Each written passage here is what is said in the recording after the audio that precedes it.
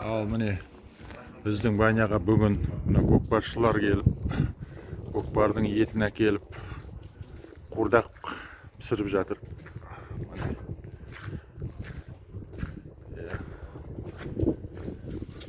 Бүгін целый день рахмет.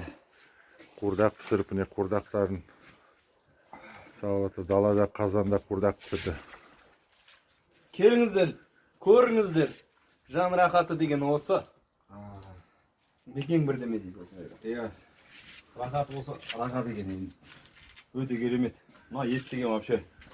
Міне көкпардың көрісі міне еті. Біздің көкпаршылар міне. Көкпардың ет. Әкел, кім деген? Мына пияздан бүйтіп береміз.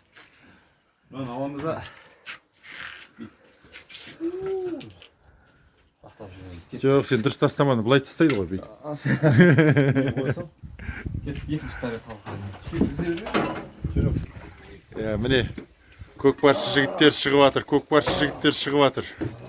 Әлі палуандар шығып жатыр. Бүгінгі көкпардан келіп. Ассалаумағалейкум. Мынаны жемепсің өмірге келмесің. Біздің спонсор Жан рахаты. Жан рахаты несіне банясына рахмет айтамыз, біздің тегін биыл болса деп жатқан.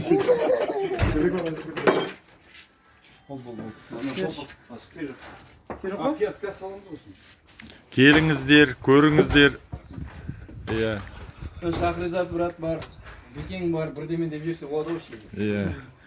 Бекең өзі бірдеңе дейтін шығар деп тұрмыз енді телефонды өшірмей.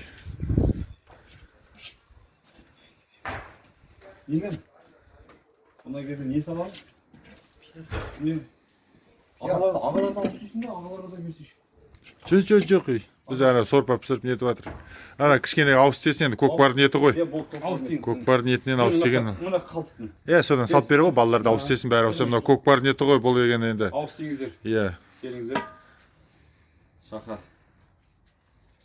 Керемет болайын деп тұрмын қазір. Үйге барғаннан кейін, бағана күндіз шаптың ба, енді түнде шабасың мына еттен кейін ше. Не істеп жүрсің? Міне қараңыздар. Көкпаршылардың міне көкпардан келіп осылай қуырдақ пісіріп. Ал кеттік жігіттер. Баняға түсіп. Демалғаннан кейін. Ал кеттік, ал бисмилля. Қазақтың ойынын ойнап, қазақтың етін жеп. Қуаныш бой үйріп кеттік қой.